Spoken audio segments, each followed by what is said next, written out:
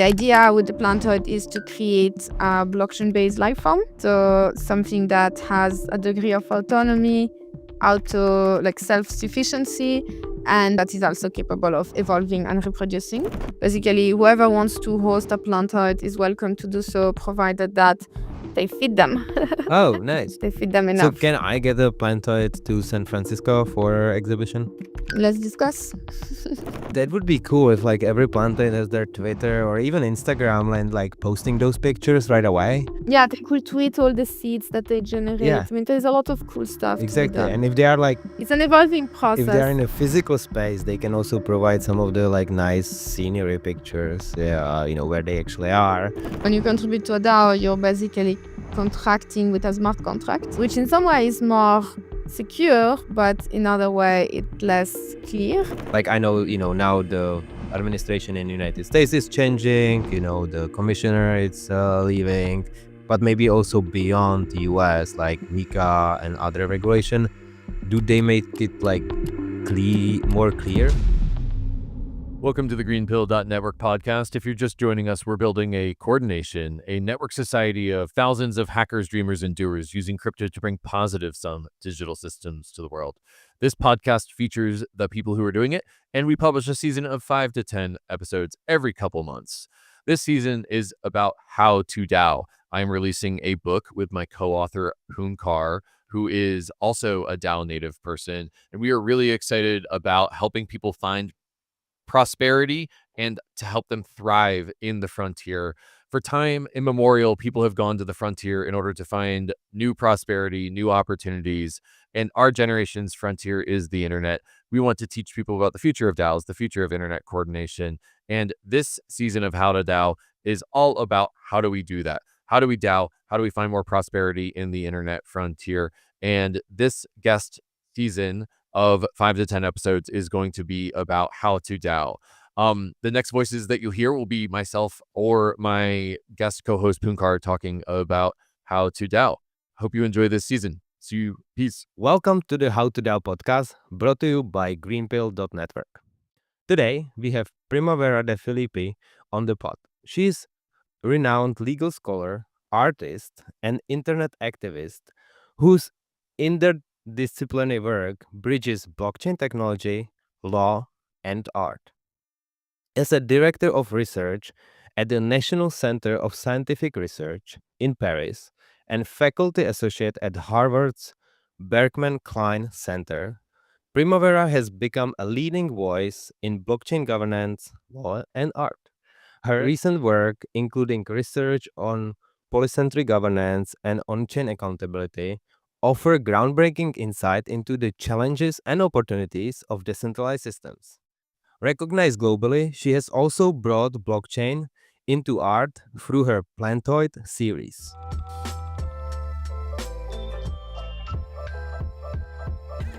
So, Primavera, welcome on the pod. Hi. Well, you. we can start actually with your art series. That seems like the most fun from blockchain perspective.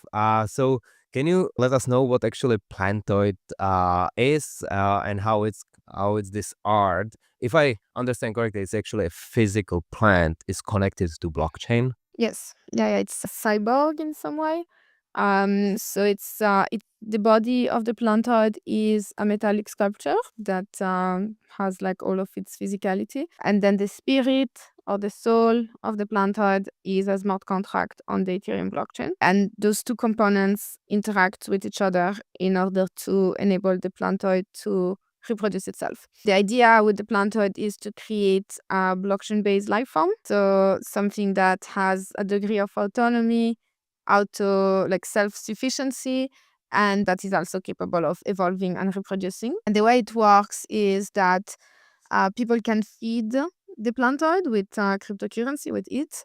And then when they get fed, the Plantoid activates itself. So you can then interact with the Plantoid, you can speak with it. It has like a LLM-based discussion. You can touch it. Sometimes some of them have like cameras and they take a picture of you. So there is different ways. Different Plantoids have different ways of activation. Some of them make music and things like this. And so you have a particular amount of time in which the Plantoid is interacting with you. And through this interaction, you are co-creating an art piece.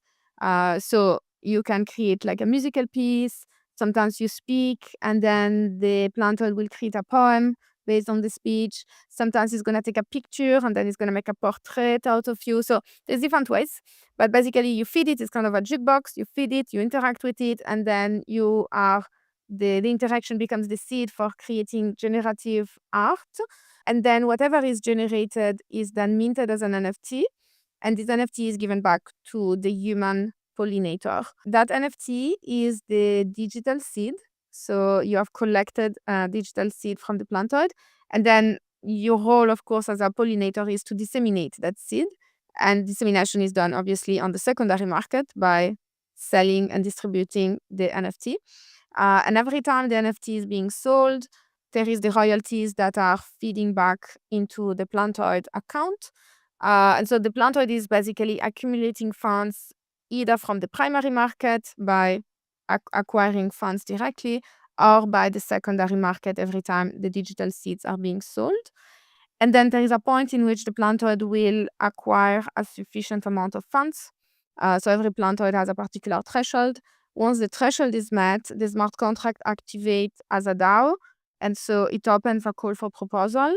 And then anyone can submit a proposition and describe the way in which they are planning or envisioning to create the next physical instantiation of a Plantoid. And then all the people that currently hold a digital seed, so all the NFT holders, have a voting power, and they can vote on the proposition that they like the most. And then just like any standard DAO system, at some point there is a winner that is established, and then the Plantoid will automatically and autonomously transfer the funds to the selected artist that will then be hired or commissioned by the Plantoid to create a new copy of itself. And then the cycle starts again. Wow, this is interesting, and it's kind of cool how you are basically onboarding people into crypto through like very much like an art form. When you were describing it, I was envisioning those people who are like usually in this like touristy areas, on bridges and stuff. Like you come there, you pay couple euros, and then you get portrait of yourself kind of thing. I feel like the Plantoid is kind of replacing them a little bit. Like, you come to the Plantoid, you feed it, and they will create the art for you. But it's super nice that it's like continuing. It's not just like gathering the money, but like, growing the ecosystem. So how big is actually the ecosystem? How many Plantoids are already there? So currently there are 16 Plantoids, and that are the first one was created in 2014, and it took a while before it reproduced. But now that so the Plantoid have evolved since the time, and now that they are actually starting to do those NFT based seeds, now they are actually acquiring much more funds, because before it was just a donation, and now they create NFTs in exchange. And of course, people are much more willing to pay the Plantoids when they get an NFT in return. So hopefully there will be many more Plantoids in the coming years. And also it needs to grow like exponentially, if I understand it correctly, because every single Plantoid can reproduce themselves. So if you have 16, now you have like 16 reproduction machines in a sense.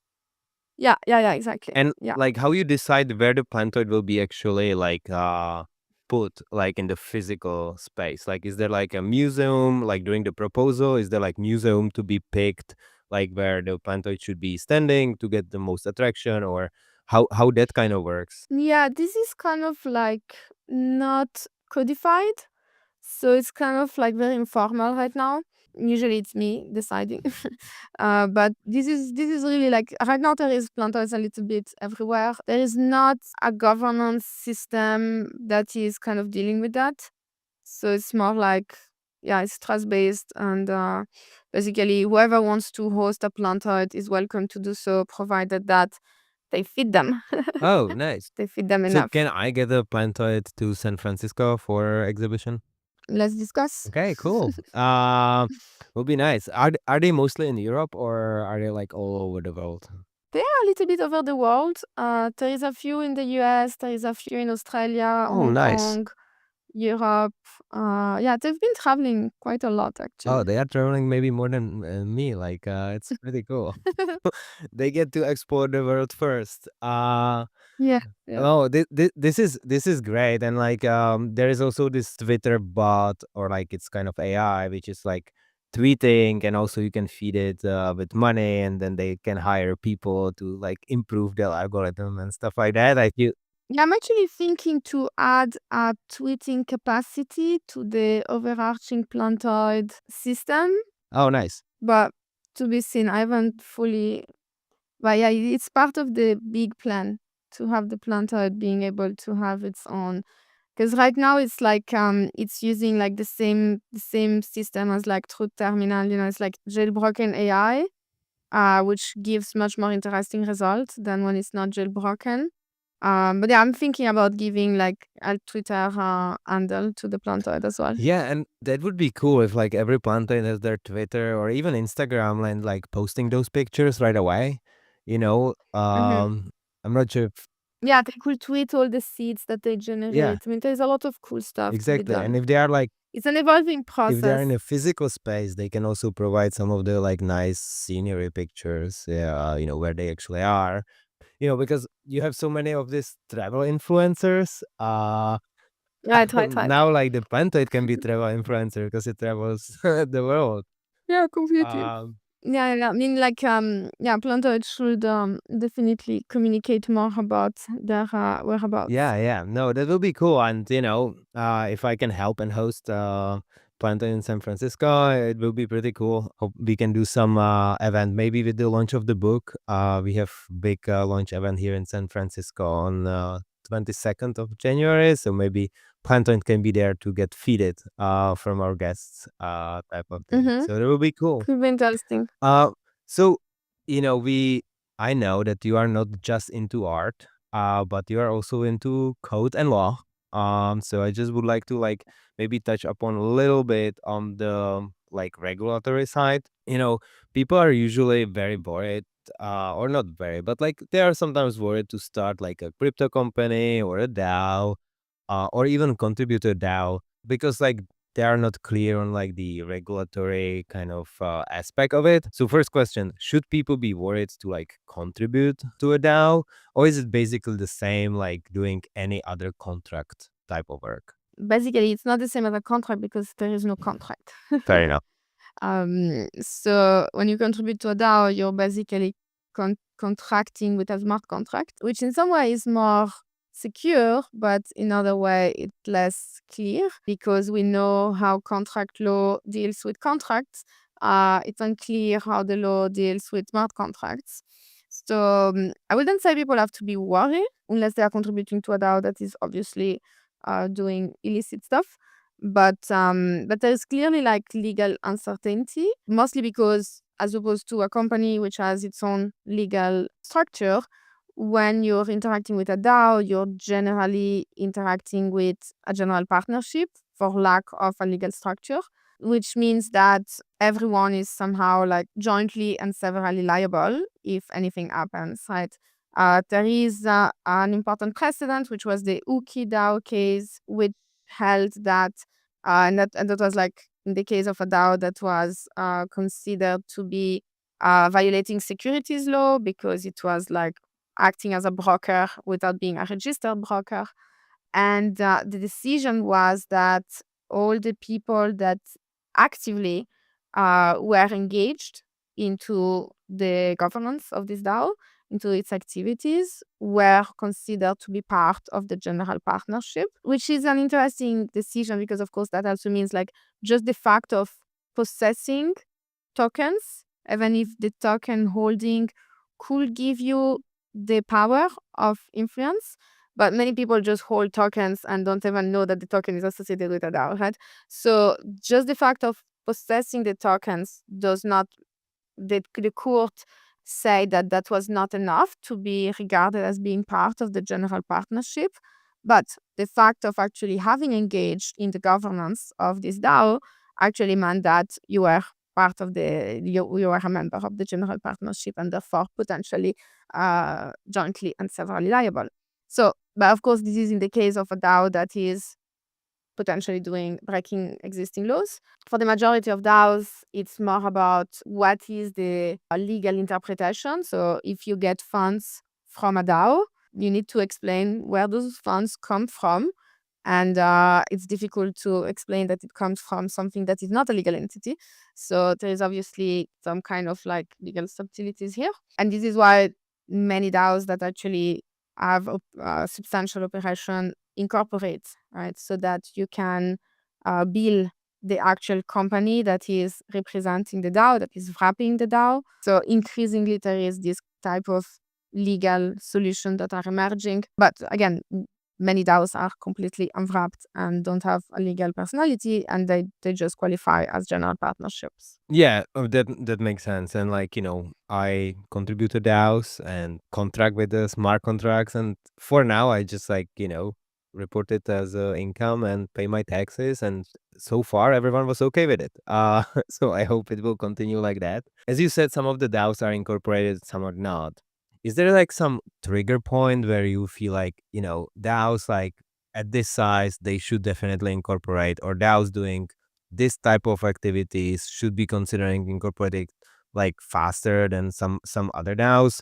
Like, it's like if I have like just local community with the kind of multisig, and we are, going play soccer every Sunday, and we just like pull our resources together and then pay for the soccer field, like that probably doesn't need incorporation from my perspective. But where is the threshold where we should be actually considering incorporating our DAOs? Yeah, I would say like the threshold, I don't think it's a precise and fixed threshold. It's more about to which extent does the DAO has a need or a desire to interface with the legal system, which means owning assets. Mm-hmm. Good luck owning non-blockchain assets unless you have an incorporation. If the DAO wants to pay rent, needs to have a legal entity. If you want to enter into actual legal contract, as opposed to just smart contract, you might need to incorporate. So it's more about many DAOs could be very okay never interfacing with the legal world and can stay just into the blockchain space, and it's okay.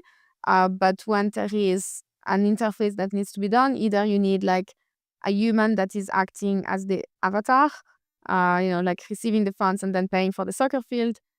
So either you delegate to a human, but then you need to find a human that is willing to take this delegation. You need some degree of incorporation if you want to interface with the legal world. Yeah, no, that makes total sense. I cannot imagine, because like now we are extending our end here in San Francisco, and so much documentation I need to provide on myself. I don't think they would agree to rent something to a DAO which has like no documentation and like nothing, they cannot do background check on the DAO or stuff like that. So it makes total sense. Like when you are actually connecting with the real world, you probably need some entity to be interfacing.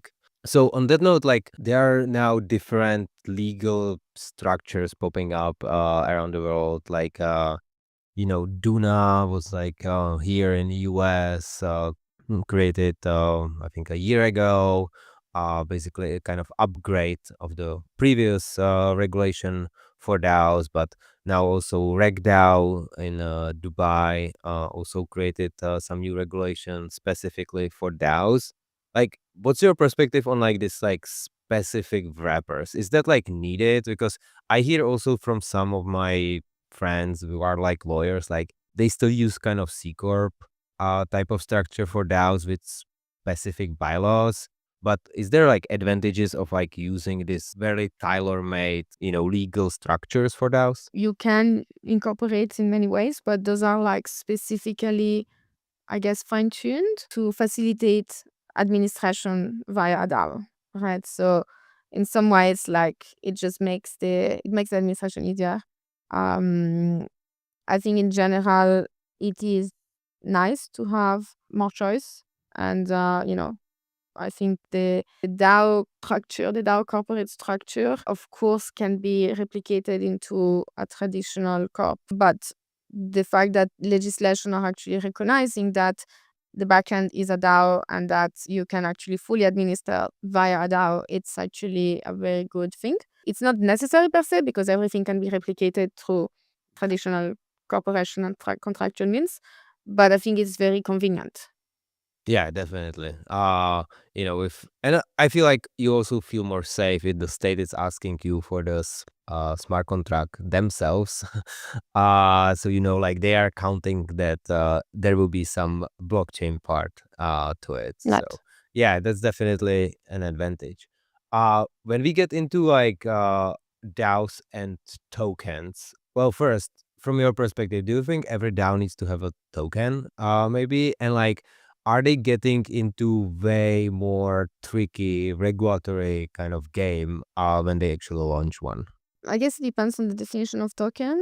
I guess every DAO needs to have a system for governance. You could have I mean, is the definition of a DAO is unclear and the definition of a token is unclear. But like, if you have a multi-sig, is it a DAO? Maybe it depends on the number of people on the multi-sig, but usually I would say that a DAO has some kind of token-based governance system. Doesn't necessarily need to be a transferable token. So again, is a non-transferable governance token? Maybe yes. So I would say I have a hard time defining a multi-sig as a DAO personally, but again, definition might vary. So for me, yes, I would say that you will need some degree of tokenization for voting, and that token doesn't need to be transferable. So it doesn't need to be like a utility token or whatever you want to call it. But I will say, yeah, there needs to be something that enable people to acquire voting rights. And then as for the launch of the token, first of all, I don't think every DAO needs to launch a token. They can just have a very progressive or vouching system for exchanging or increasing voting power to people.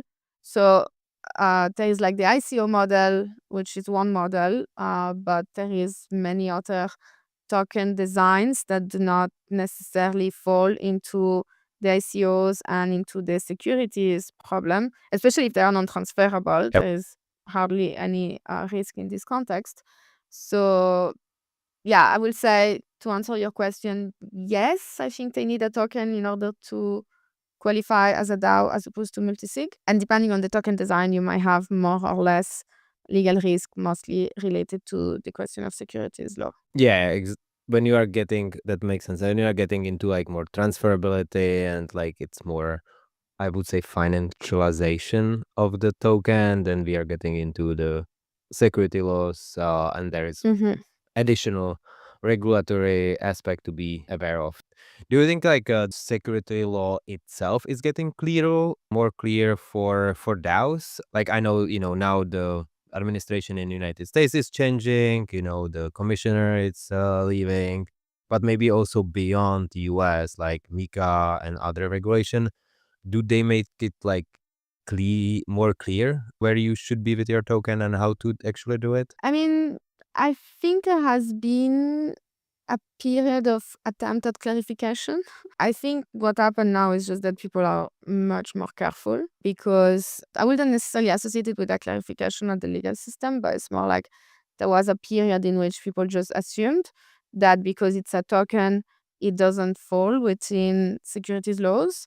And so obviously tons of securities law violation.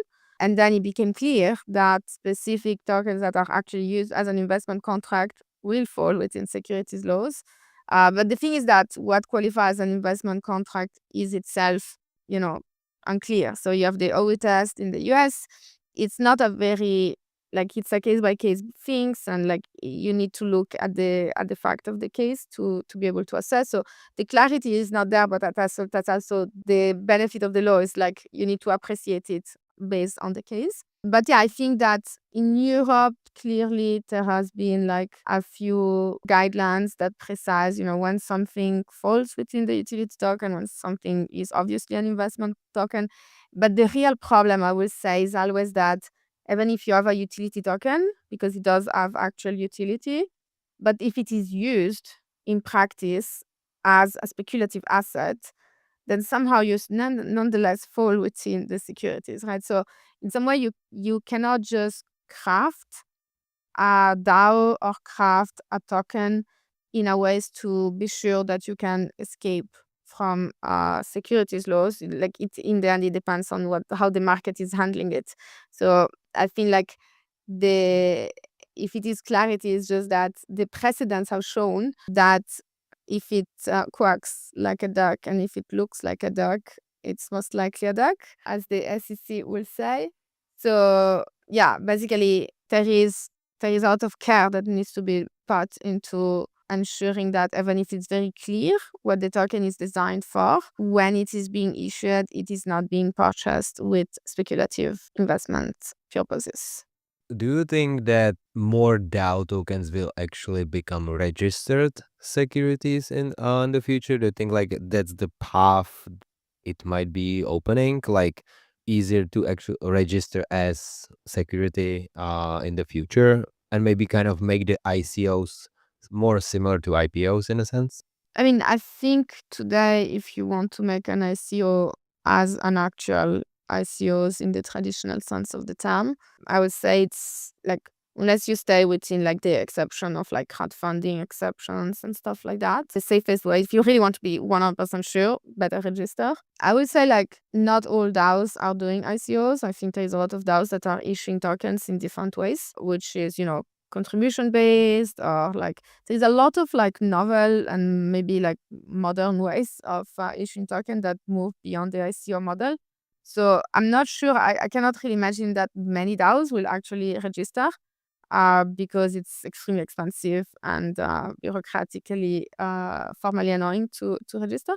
But I think it's more like exploring alternative pathways to create tokens and potentially create value without necessarily doing the traditional ICO model. Yeah, basically without becoming a security in a sense. Yeah. Or we need to wait till time, then it won't be bureaucratic and super expensive to actually register security, and maybe then we can do more ICOs again in the safe and regulatory compliant way. But at the end of the day, tokens are mostly for governance, and I think that's also your last two research where analyzed kind of the governance of Ethereum and Lido, and if this if there is causing some issues with kind of centralization. Can you maybe like describe a little bit more like what you've tried to prove when analyzing the whole Ethereum governance and like Lido, which is a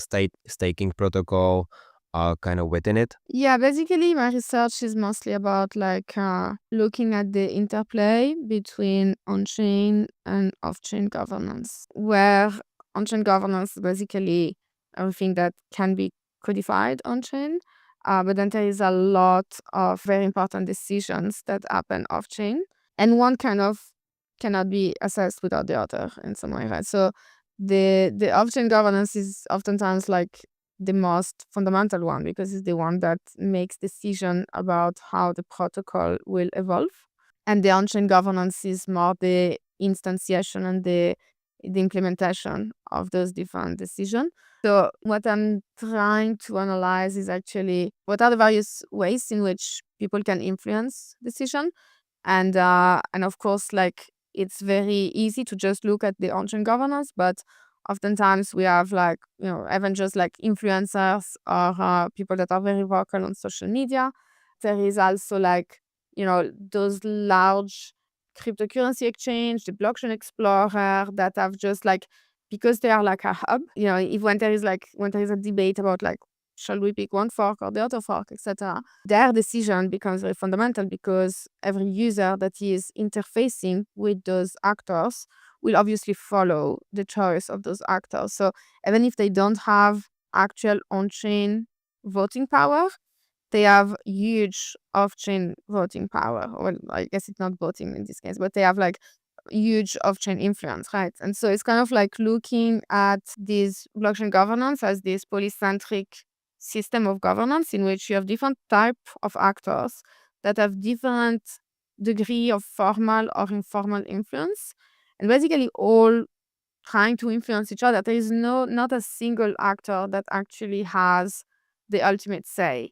There is no one that can overcome the system, but everyone together is trying to bring to this, like, what's the Schelling point in which we agree to operate. So yeah, my research is kind of like trying to figure out all those different actors and what kind of influence each one has on which aspect, and trying to see whether we can better understand, like from a descriptive manner, but also by better understanding those dynamics, we can also better design the more systematic on-chain and off-chain governance structures. So just to recap, basically now the governance is decentralized enough. There are like no single entity have a power to kind of capture the whole system. But there are some pockets or maybe some instances where there is like a systemic kind of governance risk, I would almost call it. Like, or you mentioned hard fork. So one of the instances probably was like the DAO itself, the initial DAO and the hard fork of Ethereum. Like then it was decided, like everyone came together and it was decided that Ethereum would fork. And probably, I think in your research you're mentioning also other examples like the failure of FTX or Terra Luna. Like they themselves cannot influence the blockchain governance, but when they failed and they're big enough, like they trickle down basically the systematic kind of downturn. So Yeah. do you think like the systematic risks are increasing in our current ecosystem, or do you think like as we are expanding further, this kind of like things are actually being better and maybe like the each parts are more sovereign? Yeah, it's a hard question because I think it goes in multiple ways. There is a lot of decentralization, but there is also a lot of re-centralization.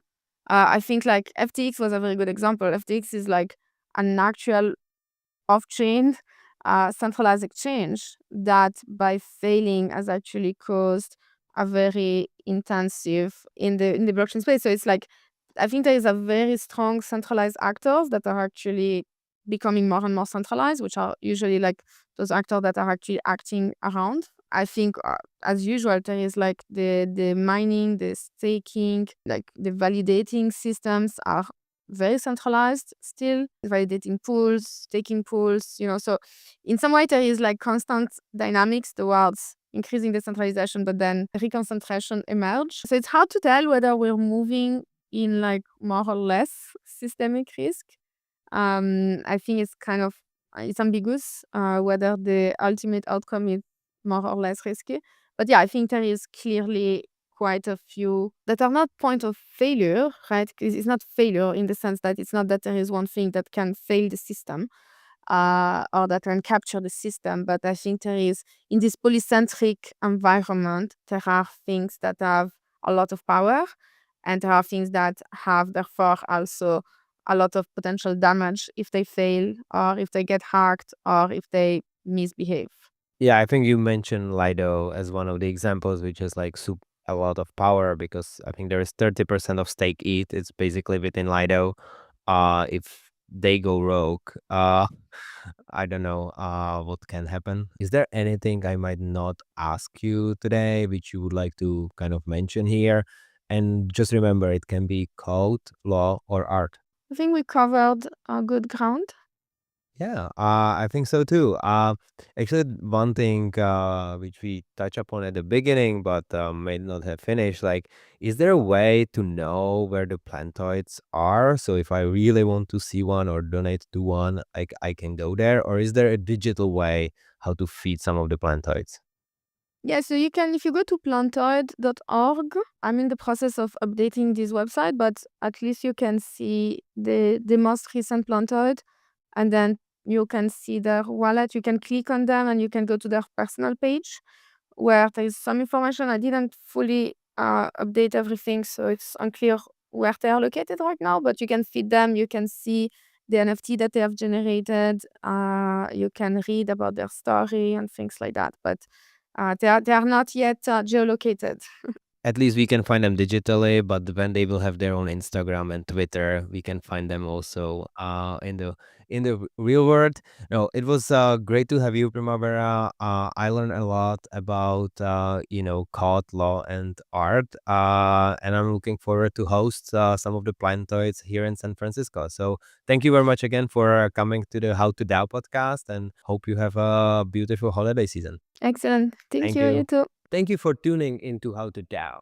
If you are excited about the future of DAOs, as we are, don't forget to check our book, How to DAO, available on Amazon.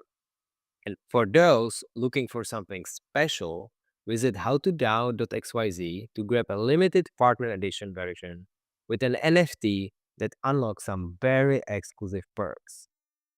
And if you want to dive even deeper, we just launched our 6-week course on DAOs packed with actionable insight and expert guidance.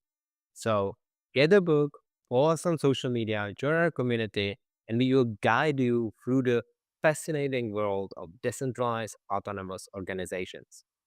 Until next time, keep building, keep DAOing.